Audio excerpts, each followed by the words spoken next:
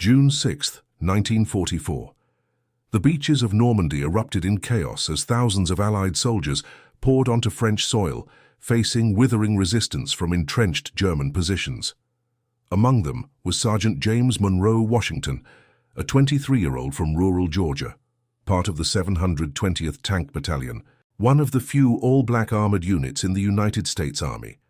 Washington believed, as did many of his brothers in arms, that proving their valor on European battlefields would finally earn them the full citizenship they'd been denied back home. Before we dive into this story, make sure to subscribe to the channel and tell me in the comments where you're watching from. It really helps support the channel. What Washington and thousands like him were about to discover would transform their understanding of freedom, dignity, and the profound contradictions at the heart of the nation they fought to defend. The 720th Tank Battalion had trained for 2 years at Fort Knox, Kentucky, mastering the Sherman tank with a precision that impressed even skeptical white officers. Washington had joined in early 1942, just months after Pearl Harbor, driven by a mixture of patriotism and hope. His father, Samuel Washington, had fought in the First World War, returning to Georgia with a Purple Heart, and the naive belief that his service would matter. It hadn't. Samuel still couldn't vote in Valdosta, still had to step off the sidewalk when white people approached, still lived under the constant threat of violence for any perceived transgression.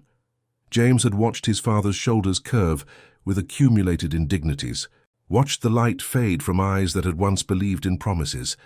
But James was different, or so he told himself. This war was different. President Roosevelt had spoken of the 4 freedoms. The newspapers called it a crusade for democracy. Surely, James reasoned, a nation fighting against tyranny abroad couldn't maintain it at home. Surely his service would mean something. The battalion's commander, Lieutenant Colonel John Roosevelt, was a white officer from Massachusetts who had specifically requested assignment to a black unit, believing deeply in their potential. Roosevelt had pushed his men hard during training, not out of cruelty, but from conviction that they would face prejudice that demanded perfection in response. He had told Washington during a late-night conversation at Fort Knox that the battalion would prove something important, that their performance would change minds. Washington had wanted to believe him. Standing in the turret of his Sherman tank, designated Baker 3, he had felt powerful for perhaps the first time in his life.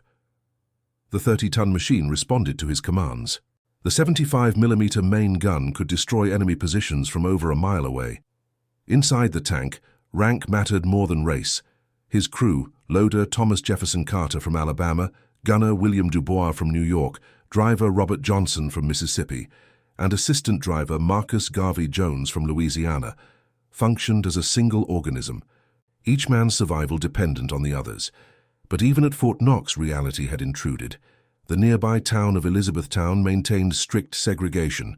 Black soldiers couldn't eat at most restaurants, couldn't attend the cinema, couldn't walk freely without harassment. Carter had been beaten by local police for allegedly looking at a white woman. Jones had nearly faced a mob for drinking from the wrong water fountain.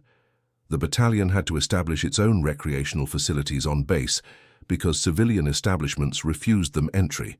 Still, they trained. They became one of the best tank units in the Army, their gunnery scores exceeding many white battalions. They learned to maneuver their Shermans across rough terrain, to coordinate infantry support, to communicate under fire. They studied German tactical doctrine, learned to identify enemy armor by sound alone, practiced emergency repairs under simulated combat conditions. Each crew member could perform every position, ensuring redundancy if casualties occurred. They drilled until actions became automatic, until the tank became an extension of their collective will. The crossing to England in early 1944 had been Washington's first time leaving the United States. The voyage aboard the transport ship took 11 days through submarine-infested waters. Washington had spent hours on deck, watching the Atlantic swells, wondering if the Europe he was sailing toward would be different from the America he was leaving. He had conversations with other soldiers about their expectations, their hopes, their fears about what awaited them both in combat and afterward. England had shocked him.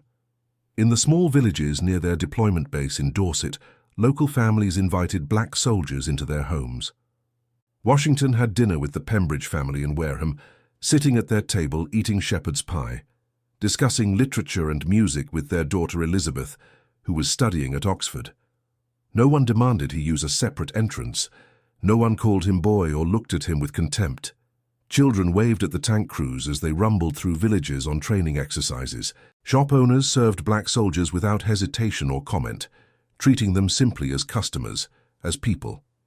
Private Jones had broken down crying after an elderly Englishwoman in wool invited him in for tea and addressed him as Mr. Jones, the first time in his 21 years anyone white had used that honorific. The crew had found him sitting on the churchyard wall afterward, tears streaming down his face, trying to comprehend being treated as a human being. He kept repeating that she had called him Mr., that she had asked his opinion on current affairs, that she had spoken to him as an equal. The experience had shattered something inside him, or perhaps repaired something long broken. The British reaction to American segregation policies had been one of confused disgust. When white American officers tried to enforce separation in pubs and dance halls, British owners often refused, posting signs reading, "This establishment serves all Allied servicemen equally," or simply, "No discrimination here." Washington had watched white American soldiers seethe as British women danced with black troops, as pub owners poured them pints without hesitation, as shopkeepers treated them with ordinary courtesy. The contrast between British acceptance and American segregation became impossible to ignore. Lieutenant Colonel Roosevelt had told Washington that the British attitude was making his job both easier and harder. Easier because his men's morale soared, harder because they now understood concretely what equality felt like, making return to American discrimination psychologically unbearable. Roosevelt worried about what would happen when they went home, if they went home. He confided that he feared the experience of being treated as equals would make it impossible for these men to accept second-class citizenship again, that the military was creating a generation of black veterans who would challenge the entire system. The preparation for the Normandy invasion had been intense. The 720th Battalion would support the second wave, following the initial infantry assault, to provide armored support for the breakout from the beaches. Washington's tank was part of Able Company, which would land at Omaha Beach and push towards St. Lo. They practiced amphibious landings, waterproofing their tanks with special equipment that would keep engines running even partially submerged, coordinating with naval gunfire support. They studied aerial photographs of the landing zones, memorized terrain features, planned routes inland. Washington had written a letter to his mother the night before embarkation, a letter he would mail from France if he survived. He told her about England, about being called Mr. Washington, about sitting in a pub and being served the same as white soldiers. He told her he finally understood what his father had fought for, even if America hadn't yet delivered it. He told her he was ready for what came next, that he believed his service mattered. He asked her to tell his younger siblings to stay in school, to prepare themselves for a better future.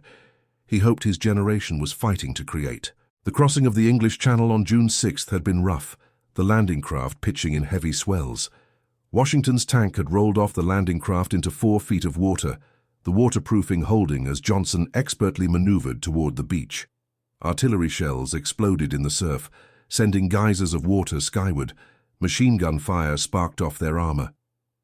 Through his periscope, Washington had seen the beach littered with equipment and casualties from earlier waves.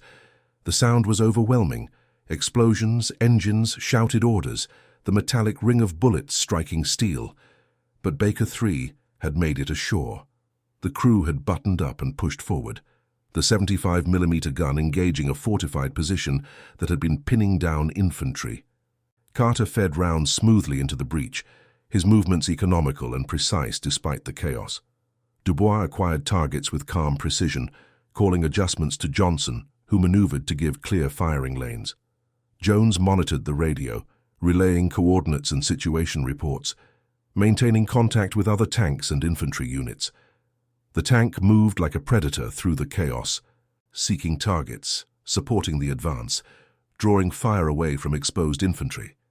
They had fought continuously for 18 hours that first day, supporting the infantry push inland, destroying machine gun nests, covering withdrawals, evacuating wounded who clung to their tank's hull. Washington had lost count of the engagements. The war became a series of immediate tasks: identify threat, acquire target, fire, move, reload, repeat. Time compressed and expanded strangely. Seconds could feel like hours during contact with enemy positions. Hours of waiting felt like minutes.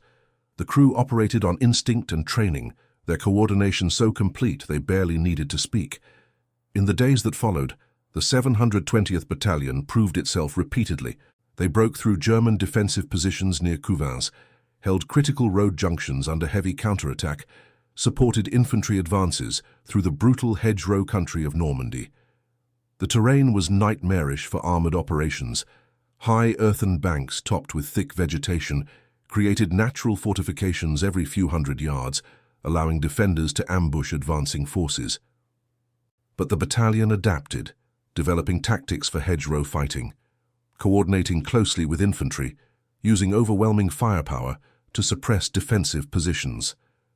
Their Sherman tanks, though inferior to German Panthers and Tigers in direct combat, were effective in infantry support roles, and the crew's skill compensated for technical disadvantages. They learned to avoid direct engagements with heavier German armor when possible, to use superior numbers and maneuverability, to coordinate with tank destroyers and artillery when facing heavier opposition. The 720th developed a reputation for tactical flexibility and aggressive execution. Washington's crew developed an almost supernatural coordination. They could service targets in under 6 seconds from identification to firing. They learned to read the battlefield by sound and vibration, to anticipate threats, to work seamlessly under conditions that would paralyze less trained units.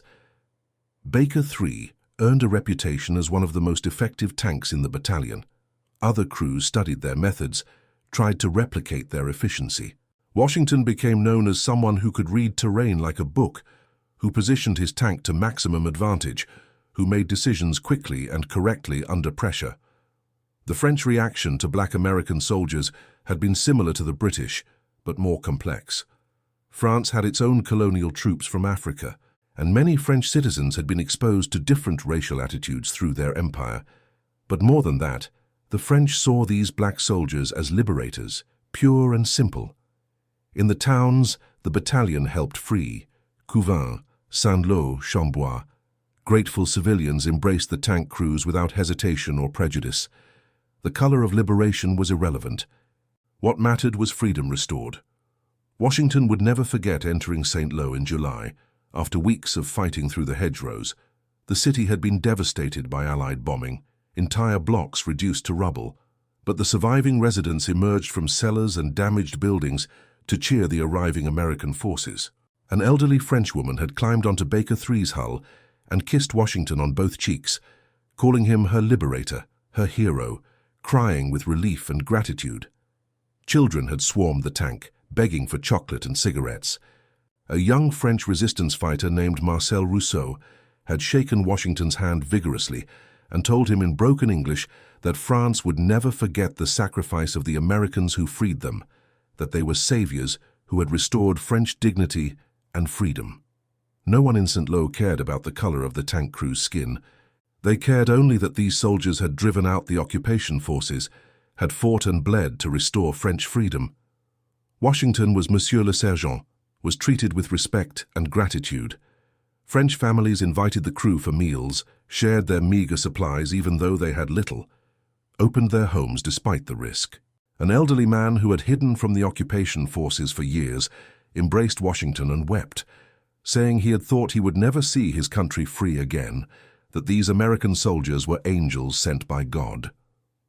The battalion pushed east through the summer of 1944, supporting Operation Cobra, the breakout from Normandy. They fought through Brittany, helped liberate dozens of towns and cities, continued to prove their worth in engagement after engagement. The 720th Battalion's combat record was exemplary by any objective measure. They earned commendations, destroyed numerous enemy positions, supported countless infantry operations. Their casualty rate was comparable to white armored units. Their effectiveness sometimes exceeded them. Their discipline and morale remained high, despite the additional burden of fighting racism alongside the enemy.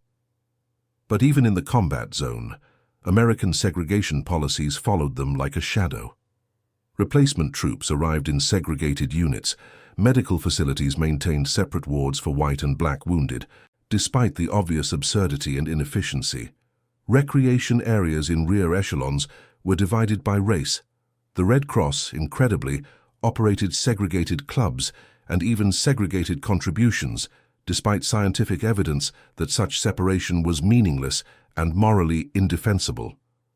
The absurdity of maintaining Jim Crow policies while fighting against a regime explicitly based on racial superiority was lost on no one, except apparently much of the military leadership and American civilian authorities. Washington had a conversation in August with a white tank commander from the 2nd Armored Division during a brief rest period near Avranches. The officer, Captain Robert Morrison from Virginia, had fought in the same sector and had heard about the 720th's performance through the informal network of armor officers. Morrison had been surprisingly frank, telling Washington that his battalion's record was forcing him to reconsider beliefs he'd held his entire life. Morrison said he'd been raised to think black men were inferior, couldn't be trusted in combat, lacked courage and discipline. But he'd seen the 720th under fire, had witnessed their competence and bravery, had studied their tactical reports, and couldn't reconcile his observations with his inherited prejudices. Washington had appreciated Morrison's honesty, respected his willingness to question his assumptions, but he also asked a question that had been burning in his mind. Would Morrison's changed opinion matter when they returned home? Would Morrison stand up for black soldiers' rights in Virginia? Would he advocate for equality when it cost him something personally, when it put him at odds with family and community? Would he have the courage to act on his changed beliefs when the immediate shared danger of combat was removed? Morrison had been quiet for a long moment before answering honestly that he didn't know. The social pressure, the expectations of family and community, the risk of ostracism and professional consequences, he wasn't sure he was brave enough to fight that battle. He could acknowledge Washington's worth in France, in combat, in this extraordinary situation. But Virginia wasn't France. The peacetime South wasn't the wartime military. Morrison feared he would lack the courage to maintain his changed beliefs when they mattered most, when defending them would have real personal costs. He admitted this failure even before it happened, and the honesty was both admirable and heartbreaking. That conversation had crystallized something for Washington. It wasn't enough to prove himself to individuals. Individual white soldiers might recognize black humanity, might even develop genuine respect and friendship. But the system itself was designed to deny that recognition, consequence, or meaning. Morrison could consider Washington an equal in France and still support segregation in Virginia without seeing the contradiction, because the system compartmentalized circumstances to avoid cognitive dissonance. Personal respect wouldn't translate to political action. Changed minds wouldn't automatically produce changed policies. The fight would require more than demonstrating competence. It would require challenging the entire structure of racial hierarchy. The battalion fought through France into Belgium and Luxembourg, participating in the liberation of numerous towns and cities.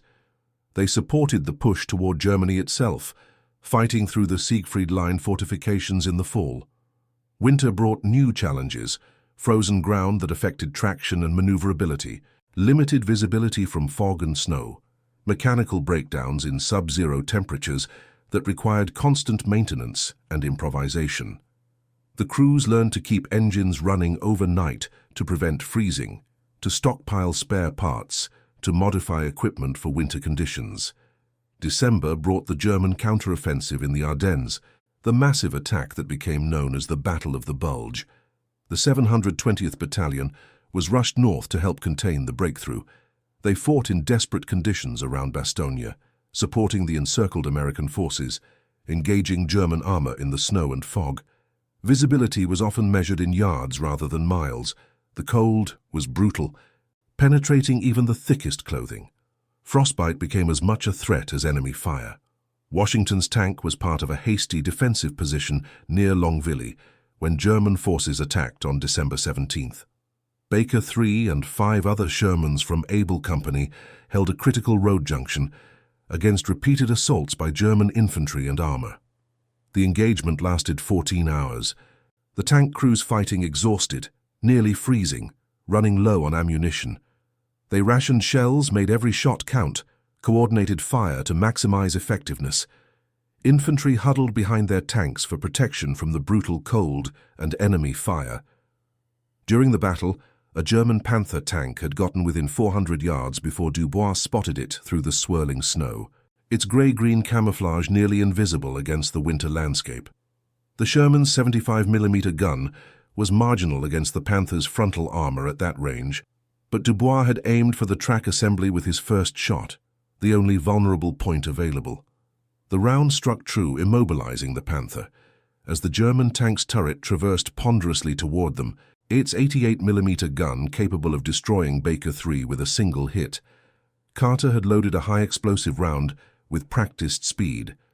Dubois placed it through an open turret hatch with precision that bordered on miraculous, forcing the German crew to abandon the vehicle through emergency hatches, stumbling through the snow seeking cover. The action had saved the infantry position behind them, prevented a breakthrough that could have threatened the entire defensive line in that sector. Washington's company commander, Captain Richard Hughes, a white officer from Pennsylvania, had personally thanked the crew afterward, telling them their performance had been the difference between holding and collapse. He had recommended them for commendations, documented their actions in official reports, praised their skill and courage. But Hughes had also shared his frustration with the broader situation in a conversation that evening. He'd been writing reports about the 720th's performance, documenting their achievements in detail, recommending them for recognition and decorations, and those reports, he told Washington bitterly, were being systematically downgraded or ignored by higher headquarters. Individual decorations were reduced in grade or denied entirely. Unit commendations were watered down to meaninglessness. The battalion's record was being deliberately minimized because acknowledging it fully would undermine every justification for segregation, would prove that race had nothing to do with military effectiveness, would establish a precedent that threatened the entire system. Hughes, who had initially been skeptical about commanding a black unit but had become a passionate advocate for his men, was learning that the system was more powerful than facts. The 720th could perform exemplarily and still be denied appropriate recognition, because that recognition would threaten established hierarchies. Hughes told Washington he was planning to make this an issue after the war, to fight for proper acknowledgement of the battalion's achievements, but he also acknowledged the odds were stacked against him. The military bureaucracy had ways of burying inconvenient evidence, of ensuring that records supported approved narratives rather than actual events. The winter fighting continued through January and into early 1945. The battalion helped push German forces back from their furthest advance, participated in the grinding offensive to restore the original lines, and then push into Germany itself. They fought in conditions that tested equipment and endurance to the breaking point. Temperatures far below freezing that made metal painful to touch, limited daylight that compressed operational hours, treacherous terrain of snow and ice that affected mobility. Tank crews developed techniques for surviving the cold, for maintaining equipment in brutal conditions, for fighting effectively despite environmental challenges. In February, during a brief rest period in Belgium, Washington received letters from home that had taken months to arrive. His mother wrote about life in Valdosta, about the small ways the war had changed, and not changed things. More black men and women were working in war industries, earning better wages than previously possible, experiencing small measures of independence and self-determination. But the fundamental structures of segregation remained unchanged. His father still couldn't vote despite his service in the previous war. The family still lived under the constant threat of violence for any assertion of dignity or rights. The daily humiliations continued unchanged. One letter was from his younger sister Ruth, who wrote about her experiences working in a munitions factory in Atlanta. She described how black workers did the same jobs as white workers, but were paid significantly less, how they couldn't use the same facilities despite working side by side, how they faced constant harassment and disrespect from supervisors and white co-workers. But she also wrote about organizing, about black workers demanding better treatment, about small victories and persistent resistance. Ruth told her brother that people at home were watching the black soldiers overseas, that their service was inspiring hope and demands for change, that sacrifice in Europe had to mean something in Georgia and across the South. Washington shared the letters with his crew that evening.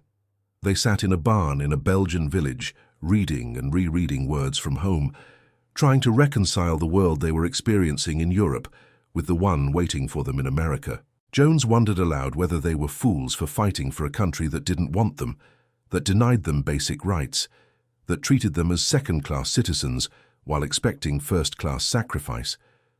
Carter argued that they were fighting for the country America should be, not the country it currently was, that their service was establishing a claim to full citizenship that couldn't be denied forever.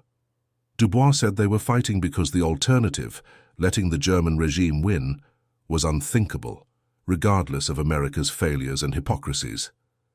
Johnson sat quiet for a long time, finally saying he was fighting for his family, his community, for the hope that someday things could be different, that his children might inherit a better country. Washington told his crew that he'd been thinking about what they would do after the war, assuming they survived. Going back to exactly what they'd left seemed psychologically impossible now. They'd commanded tanks, made life-and-death decisions affecting dozens of men, been treated as equals by British and French civilians, proven their competence beyond any reasonable doubt. How could they return to stepping off sidewalks when white people approached, to accepting casual brutality without response, to pretending they were less than they knew themselves to be? The war had changed them fundamentally, had given them experiences and knowledge that made accepting their previous subordination unthinkable. The conversation went late into the night.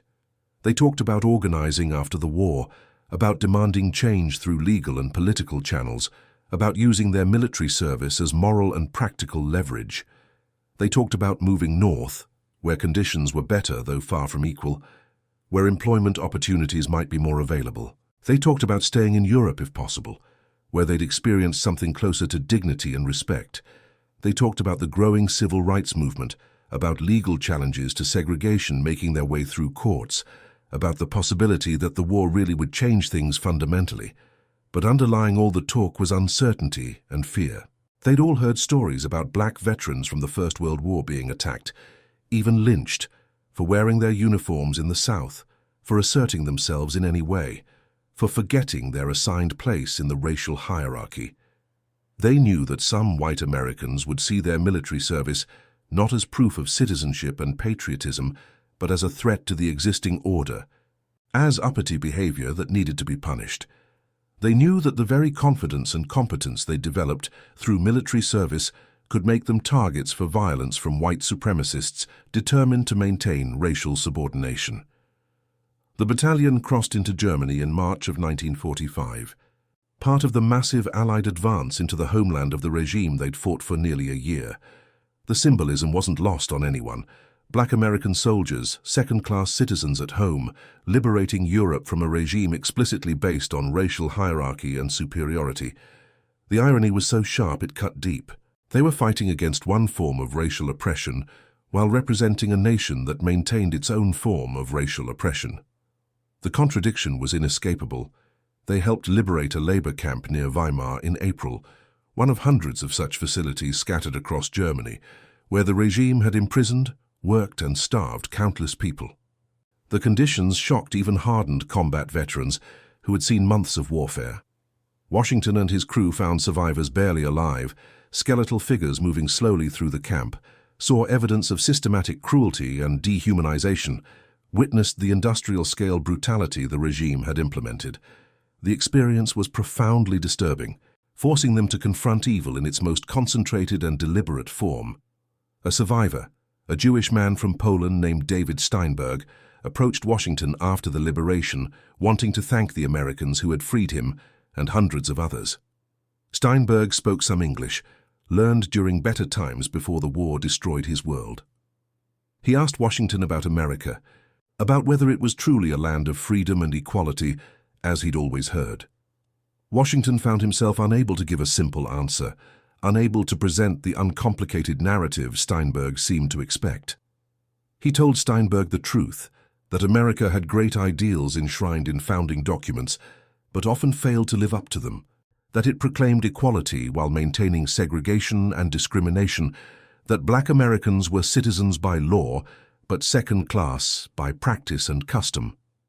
He described the system of Jim Crow that governed life in the South, the daily humiliations, the denial of voting rights, the constant threat of violence for any assertion of dignity. Steinberg had been surprised, not having known about American racial policies. He pointed out the bitter irony of Americans fighting against a racial regime while maintaining racial hierarchy at home. But Steinberg also said something that stayed with Washington through the years that followed. He said that the fact Americans could acknowledge their nation's contradictions, could fight to change them, could hold their country accountable to its own ideals, that was itself a kind of freedom the regime had never permitted. The system he'd suffered under had allowed no dissent, no criticism, no acknowledgement of failures, no path to reform or improvement. America was deeply hypocritical, but it was a hypocrisy that contained within it the seeds of potential change. The question was whether Americans would water those seeds and allow them to grow, or let them die through indifference and active suppression. Washington thought about that conversation in the weeks that followed, as the war in Europe wound down toward its conclusion. The battalion participated in mopping up operations against scattered resistance, helped with occupation duties in liberated territories, began the transition from combat to peacetime status. Victory in Europe came in May, bringing celebrations and relief, but also uncertainty about what came next, about what the peace would look like, about whether the promises made during wartime would be kept. The demobilization process was slow and bureaucratic. The 720th Battalion remained in Germany through the summer as part of the occupation force. During this time, Washington and others in the battalion saw more clearly how the European experience had fundamentally changed them. They'd been treated as liberators by the French, as equals by the British, as conquerors by the Germans. They'd proven themselves in combat repeatedly, earned respect from soldiers of all nations, except, ironically and tellingly, many of their white American compatriots who couldn't reconcile actual performance with inherited prejudices. Lieutenant Colonel Roosevelt, preparing to return to civilian life in Massachusetts, called Washington in for a private conversation in June. Roosevelt told him that he'd been proud to command the battalion, that they'd exceeded every expectation, that their record was exemplary by any objective standard, and would stand as evidence against segregation for anyone willing to examine it honestly. But Roosevelt also warned Washington bluntly about what awaited them back home, about the resistance they would face.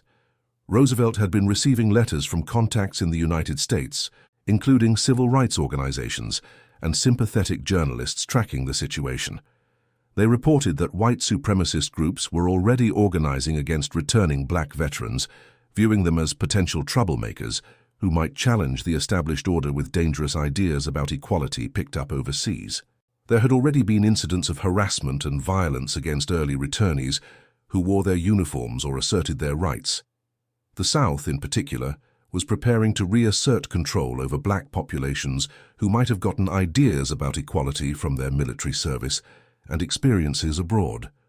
Roosevelt urged Washington to be careful, to connect immediately with veterans' organizations and civil rights groups, to understand that the fight wasn't over just because the war had ended. He gave Washington contact information for several organizations, including the National Association for the Advancement of Colored People, that were preparing legal challenges to segregation and organizing returning veterans. Roosevelt said that the story of units like the 720th needed to be told widely, that their record needed to be preserved and publicized because it undermined every justification for segregation and proved conclusively that race had nothing to do with military effectiveness or citizenship worthiness. Washington returned to the United States in September of 1945, shipping back aboard a transport that segregated its passengers by race, even while carrying them all home from the same victory over the same enemy. The segregation on the Victory ship seemed particularly absurd and offensive. He landed at Camp Kilmer in New Jersey, processed through demobilization bureaucracy, received his discharge papers and the medals he'd earned through combat service. a Bronze Star for valor near Longueville, a Purple Heart for wounds sustained during operations in Luxembourg, campaign ribbons for Normandy, northern France, Rhineland, Ardennes, Alsace, and Central Europe. He traveled home to Georgia by bus, and at the first stop in Virginia, he was directed to move to the back of the bus when white passengers boarded at a small town. Sergeant James Monroe Washington, tank commander who had fought across Europe, veteran of a year of continuous combat operations, hero of France, who had been decorated by both American and French authorities, moved to the back of the bus. The humiliation burned deeper because of everything he'd experienced, everything he'd proven, everything he'd sacrificed. Valdosta hadn't changed in his absence. The same segregated water fountains marked colored and white. The same restrictions on where he could eat, shop, walk. The same casual cruelty from white residents who saw his uniform as a provocation rather than a mark of service.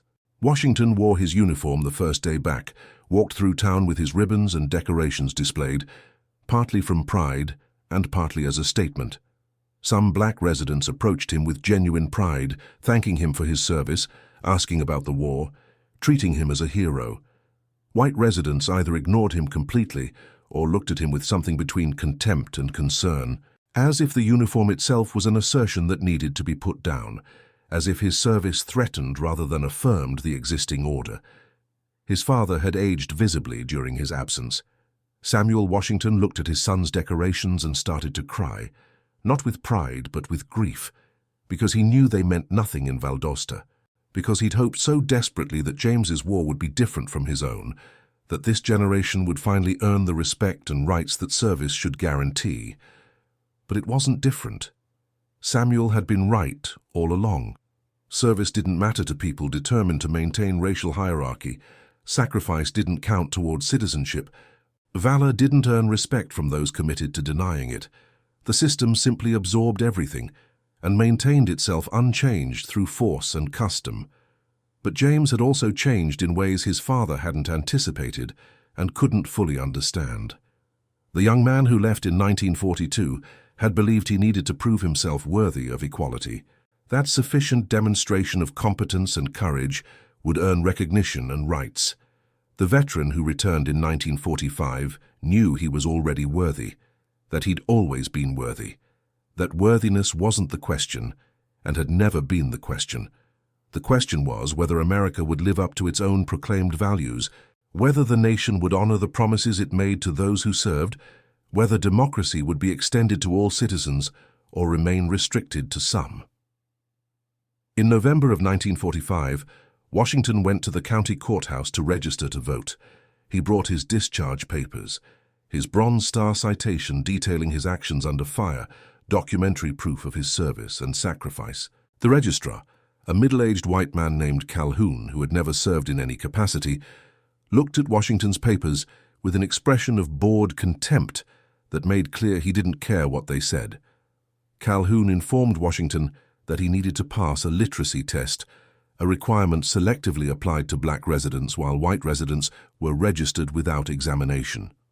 Washington, who'd commanded a tank crew requiring constant coordination and communication, who'd read and interpreted tactical maps and operational orders, who'd maintained detailed equipment logs and after-action reports, who'd been trusted with the lives of his men and the success of complex military operations, was asked to interpret complex passages from the Georgia state constitution that even most lawyers would struggle with. He answered every question correctly, drawing on both his education and his military experience with documentation and regulations. Calhoun, visibly annoyed that Washington had actually passed the test, declared without explanation that Washington's interpretations were incorrect, that he'd failed the test, that he couldn't register to vote. When Washington politely but firmly pointed out that his answers were demonstrably accurate, that he'd been educated and had served his country for years in combat, Calhoun told him coldly that his service didn't give him special privileges over other citizens, that if he made trouble he'd regret it severely, that he should leave the courthouse immediately before things got unpleasant for him and his family. Washington stood in that courthouse for a long moment, wearing the same uniform that had earned respect from British civilians and French resistance fighters and German prisoners, holding papers, documenting his service to the nation and his decorations for valor, and was denied the most basic right of citizenship by a functionary who'd never served, never risked anything, never proved himself in any meaningful way. The injustice was absolute and undeniable. He left the courthouse but didn't give up or accept the denial. He contacted the National Association for the Advancement of Colored People office in Atlanta, connected with other veterans who were facing similar obstruction across the South, began organizing a systematic challenge to voter discrimination. They documented dozens of cases of veterans being denied registration despite clear qualifications, collected evidence of discriminatory application of literacy tests and other requirements, prepared legal challenges that would eventually work their way through the court system. Washington also began speaking at churches and community gatherings throughout South Georgia, telling his story, describing his experiences in Europe. He talked about being treated as an equal in England and France, about proving black soldiers' competence and courage repeatedly in combat, about the promises made during wartime, about democracy and freedom. His testimony inspired others, gave them language to articulate their demands for change, provided concrete evidence against segregation's justifications. He became a powerful voice for civil rights, someone who could speak from unassailable moral authority about service and citizenship. In early 1946, Washington received a letter from Marcel Rousseau, the young French resistance fighter he'd met in Saint-Lô during the liberation. Rousseau wrote in careful English about how much the liberation had meant to France, about how grateful the French people remained to their American liberators, about how he thought often about the brave American soldiers who had freed his country. He asked about Washington's life after the war, naturally assuming he was being treated as the hero he deserved to be, perhaps working in some position of honor and respect. Washington wrote back, telling Rousseau the complete and honest truth. He described being denied the right to vote despite his service, the continued segregation and discrimination that governed every aspect of his life, the gap between America's ideals and its practices. He told Rousseau that France, a foreign country, had treated him better as a soldier than America treated him as a citizen. He described the courthouse incident, the casual denial of rights, the constant indignities that made up daily life for black Americans in the South. Rousseau's response arrived months later, expressing shock and genuine confusion. He wrote that he couldn't comprehend how America could fight against the regime's occupation and racial policies while maintaining its own system of racial oppression and denial of rights.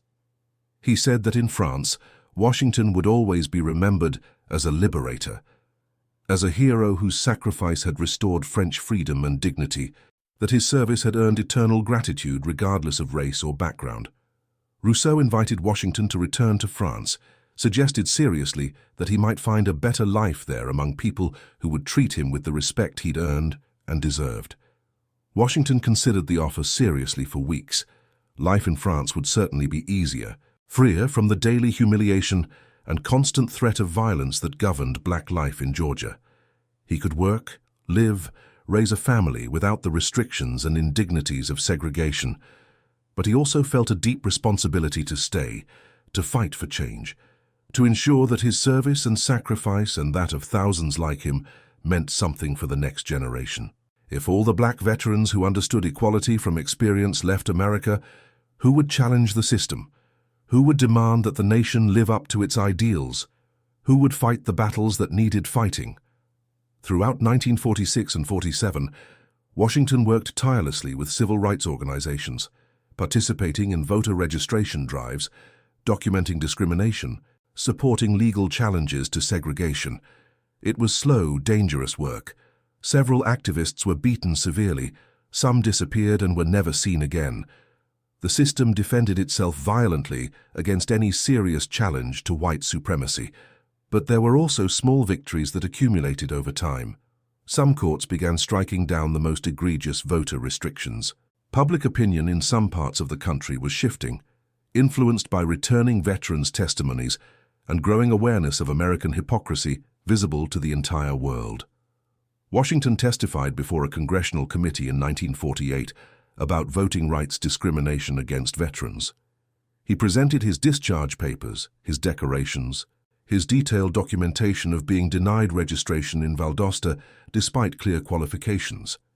He described serving in a segregated military to liberate Europe from a regime based on racial ideology, then returning home to face discrimination based on race.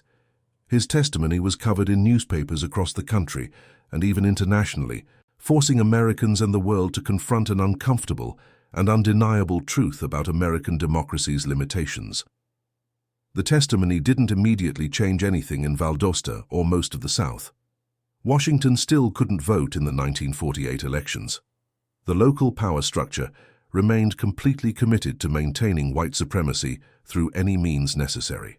But the testimony did contribute to growing momentum for change, to increasing pressure on the federal government, to address civil rights issues, to making segregation a national embarrassment that affected America's standing in the world during the developing Cold War. Washington also reconnected with members of his tank crew, men who had become brothers through shared combat experience. Carter was in Alabama, working with voting rights organizations there and facing similar obstruction and threats.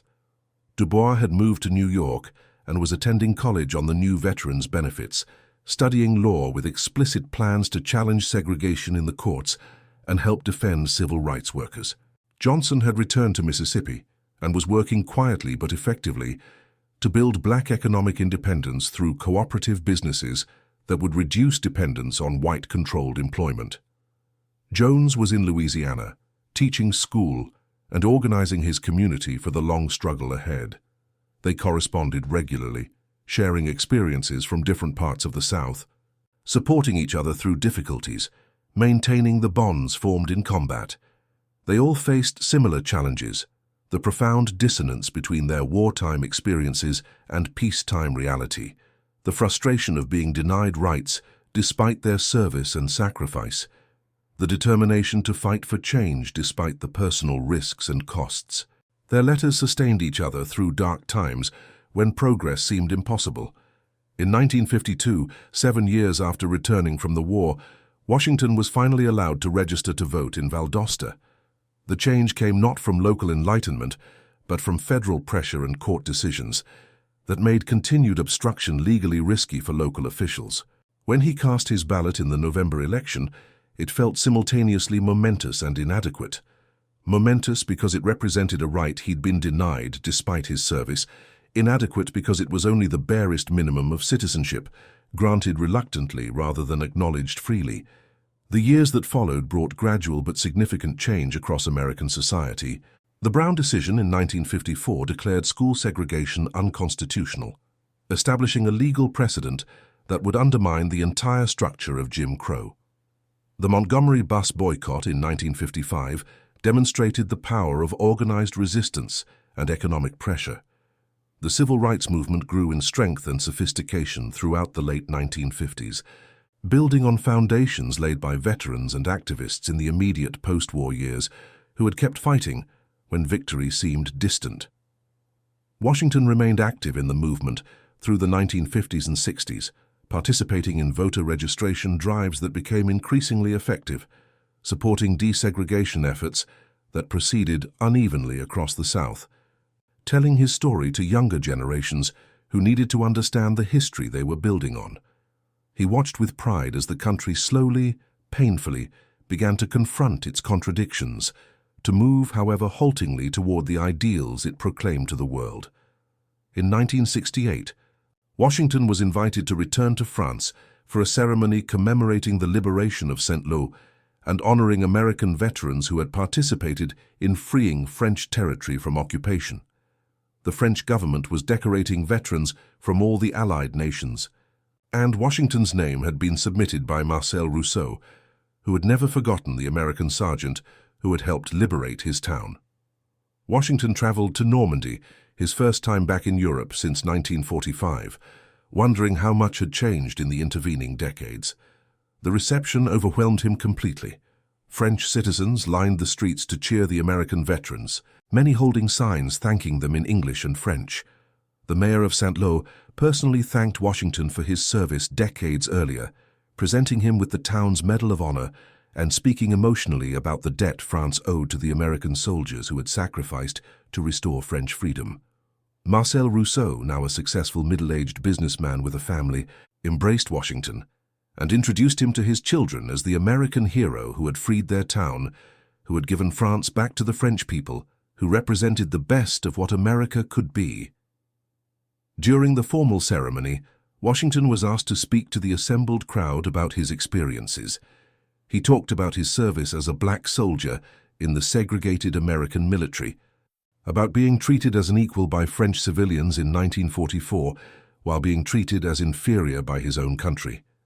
He described the long fight for civil rights that had consumed the decades since the war, the progress made through sacrifice and organizing, and the significant work that remained to achieve true equality. He told the audience that France's gratitude, the respect he'd received from French people in 1944 and again in 1968, had sustained him through difficult years at home, had reminded him of his own dignity and worth when America tried systematically to deny both. The French audience responded with an extended standing ovation, many visibly moved by his account. Several people approached him afterward to express genuine shame that America had treated its heroes so poorly, to assure him that France remembered and honored his sacrifice regardless of how his own country had failed him.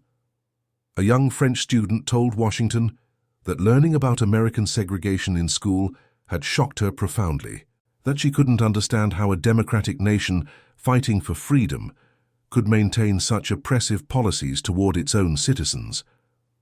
Washington told her that the contradiction had eventually become politically and morally untenable, that America was changing precisely because people refused to accept the gap between ideals and reality.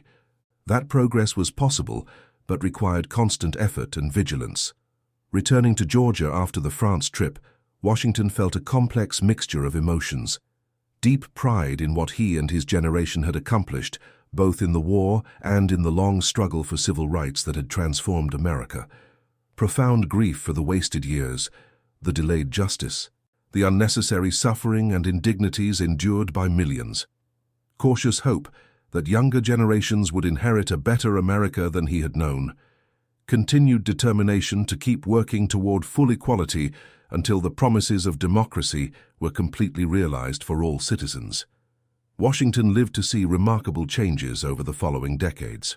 The Voting Rights Act of 1965, which he'd worked toward for 2 decades, finally provided federal enforcement of voting rights and dismantled many barriers to black political participation. School desegregation proceeded, however unevenly and sometimes violently, across the South. Legal segregation crumbled under sustained assault from courts, legislatures, and direct action campaigns. Black Americans gained access to education, employment, and public accommodations that had been denied for generations. But he also saw clearly the persistence of inequality in new forms, the continued resistance to change, the gap that remained between formal legal rights and lived social and economic reality. He saw that winning the formal rights of citizenship was absolutely necessary but not sufficient by itself, that deeper economic and social transformations were required to achieve genuine equality. He understood that each generation would have to fight its own battles for justice, that the work was never truly finished, that vigilance and organizing would always be necessary to defend and extend progress. In his later years, Washington spoke frequently at schools and community events, ensuring that his generation's story was preserved and passed on. He emphasized several themes in these talks: that dignity cannot be granted by others, but must be claimed and maintained by oneself; that contradictions between ideals and practices will eventually demand resolution if enough people insist on it; that change comes through sustained effort across generations rather than sudden transformation; that service to country doesn't automatically earn respect but does establish moral authority to demand it; that progress is possible but never inevitable, always requiring courage and sacrifice. Washington also emphasized the importance of remembering historical complexity and avoiding simplistic narratives. The war had been absolutely necessary to defeat a genuinely evil regime bent on domination and racial extermination, but it had also exposed American hypocrisy about democracy and freedom.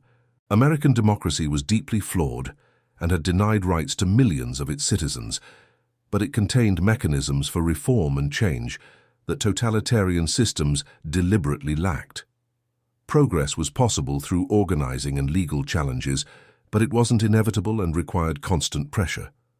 The fight for civil rights was connected to broader struggles for human dignity worldwide, part of a global movement toward justice. He maintained contact with European friends throughout his life, particularly the Rousseau family in France, who had become dear friends across decades. Marcel's children visited Washington in Georgia multiple times, experiencing firsthand the South their father had told them about, and witnessing both the progress made and the challenges remaining. They were initially shocked by the remaining evidence of segregation's legacy, the economic disparities between black and white communities, the subtle and sometimes not so subtle discrimination that persisted. But they were also genuinely inspired by the resilience and strength of the black community, the remarkable achievements, despite systematic obstacles, the determination to keep fighting for justice and equality. Washington passed away in 1993, just months before his 72nd birthday, having lived to see transformations in American society that would have seemed impossible in 1945. His obituary in the Valdosta newspaper ran just 3 brief paragraphs, mentioning his military service but little else about his life or contributions. The New York Times ran a substantially longer piece, describing both his distinguished combat record and his decades of civil rights activism. French newspapers also carried notices of his passing, remembering him as a liberator of France and a hero who had fought for justice throughout his life. His funeral at the First Baptist Church in Valdosta drew a large and diverse crowd. Black and white, old and young, local residents and people who traveled from distant states. Veterans from the 720th Tank Battalion attended, though only a handful were still alive to pay respects. Civil rights activists came to honor a man who'd fought courageously for justice for nearly 50 years. French officials sent a representative to pay respects to a man their country remembered as a hero and honored as a symbol of sacrifice for freedom. At the funeral, Washington's sister Ruth, now in her 70s but still active in community organizing, read from the letter her brother had written from England in 1944, before the invasion, that would test him so severely. In it, James had written about his hopes that the war would fundamentally change America, that his service would earn recognition and rights not just for himself, but for all black Americans. That the next generation wouldn't have to fight the same battles he and his father had fought. Ruth noted that some of those hopes had been realized through decades of struggle, others remained works in progress, but the fight continued with new generations taking up the cause. The pastor spoke movingly about Washington's life as a powerful testimony to perseverance, to maintaining dignity in the face of systematic injustice, to fighting for principles despite significant personal cost and danger. He noted that Washington had been a hero twice in his life, once in France, liberating a country from brutal occupation, and again in Georgia and across America, fighting tirelessly to make his own country live up to its foundational promises and democratic ideals. Carter, Washington's loader from Baker III, now in his 70s and using a cane but still possessing a sharp mind, spoke about their time together in the tank, about the deep bond formed under fire, about how Washington's leadership and tactical skill had saved their lives repeatedly during combat operations. He talked about the long conversations they'd had during the war, about what they were fighting for, about their hopes and fears for the future they were trying to create. Carter said that Washington had believed deeply in America, not as it was, but as it could and should be, and had spent his entire life trying to close that gap through action and organizing. After the funeral, the surviving veterans gathered to share memories and reflect on what they'd experienced together. They talked about the 720th Battalion's distinguished combat record, about the fighting across France and Belgium and Germany, about the respect they'd earned from everyone except too often the country they fought to defend. They talked about the long, difficult struggle for civil rights, about small victories celebrated and persistent setbacks endured, about the younger generation continuing the fight with new tactics and energy. They also talked seriously about what Washington's story meant, what lessons it offered to future generations. That citizenship is not passively given, but must be actively claimed and defended. That service to country establishes powerful moral standing to demand the country serve all its citizens equally. That contradictions between ideals and practices create pressure for change if people organize to exploit that pressure. That progress requires sustained courage, persistent organizing, and sacrifice across multiple generations. That dignity comes from within, from secure knowledge of one's own worth, not from others' recognition or approval. In the decades since Washington's passing, scholarly and public interest in the 720th Tank Battalion's story has grown substantially. Military historians have carefully documented their combat record, demonstrating through primary sources that they performed as well or better than comparable white units, earning commendations and respect from field commanders even when higher headquarters tried to minimize their achievements. The stark gap between their actual performance and the recognition they received has become a valuable case study in how institutional racism operates, how achievement can be systematically minimized to preserve existing hierarchies and justify continued discrimination. Museums and educational programs across the country now prominently feature the story of black soldiers in World War II, highlighting both their significant military contributions and the discrimination they faced from their own military and country. The 720th Battalion features prominently in these historical accounts, their exemplary record providing concrete and undeniable evidence against segregation's claimed justifications. Washington's personal story, skilled tank commander in France, denied the vote in Georgia, has become emblematic of the profound contradictions black veterans faced returning from a war for democracy to a country that denied them democratic rights.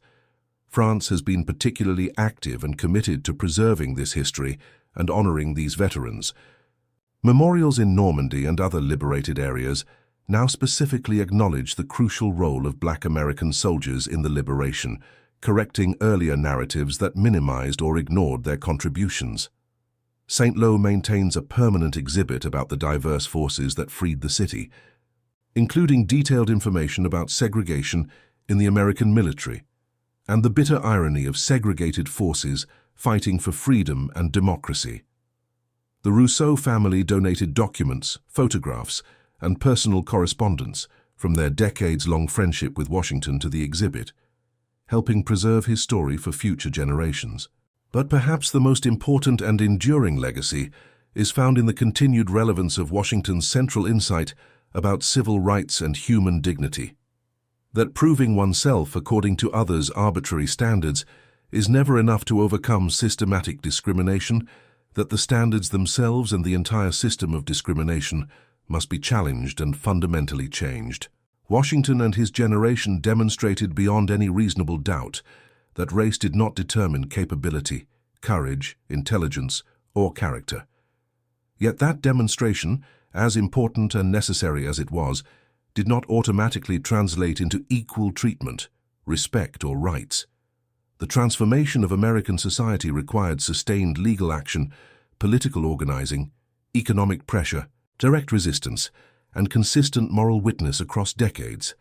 It required people like Washington refusing to accept the glaring contradiction between their service and their treatment, insisting that America confront its own hypocrisy, demanding that the nation actually live up to its loudly proclaimed ideals, rather than just paying them lip service. It required courage to keep fighting when progress seemed impossible, wisdom to build coalitions across differences, and determination to keep working despite setbacks and threats. The fight Washington and his generation began continues today in different forms and contexts. Formal legal segregation has ended through court decisions and legislation, but inequality persists in new configurations that require new strategies. The right to vote is protected by federal law, but access to voting faces new obstacles that must be challenged. Progress has been real and significant, transforming American society in fundamental ways, but it remains incomplete, always threatened by backlash, always requiring vigilance and sustained effort to maintain and extend. Washington understood this reality clearly. He knew from lived experience that each generation would face its own versions of the struggle for justice, that the work of creating a truly just and equitable society was ongoing and never finished, that victories won could be reversed or eroded, if not actively defended and built upon. He believed that telling the story honestly, preserving the memory accurately, passing on the hard-won lessons, was crucial to sustaining the effort across time and inspiring future generations to continue the work.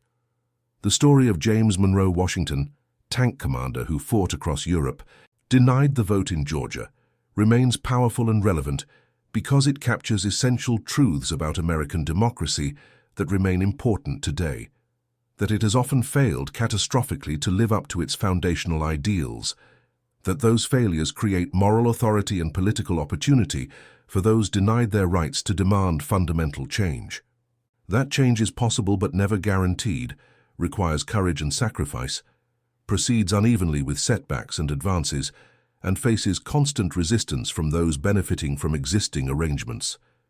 That each generation must fight its own battles while building on the foundation laid by those who came before, learning from both their successes and their mistakes.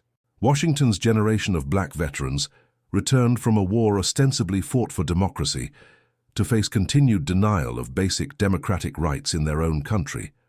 Their response, refusing to accept that denial quietly, organizing systematically to challenge it, fighting persistently for change despite serious personal costs and dangers, helped transform America fundamentally.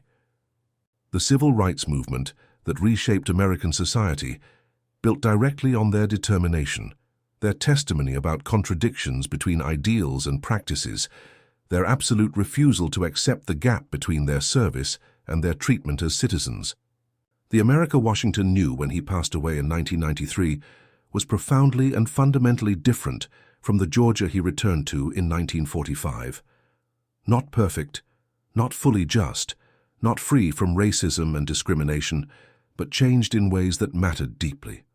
Black Americans could vote without obstruction in most places, could hold political office at all levels, could participate in civic life in ways that would have been unimaginable and impossibly dangerous in the immediate post-war years. Those changes happened because people like Washington fought for them courageously, persistently, strategically over decades, never giving up despite setbacks and threats. His story reminds us powerfully that heroes are not only those who fight external enemies on distant battlefields, but also those who fight courageously for justice within their own societies, often at greater personal risk. That true patriotism sometimes requires criticizing your country sharply, demanding it be better than it is, refusing to accept the comfortable gap between its ideals and its practices. That service to country creates a profound moral obligation for the country to serve all its citizens equally and justly. And that concludes our story. If you made it this far, please share your thoughts in the comments. What part of this historical account surprised you most? Don't forget to subscribe for more untold stories from World War II, and check out the video on screen for another incredible tale from history. Until next time.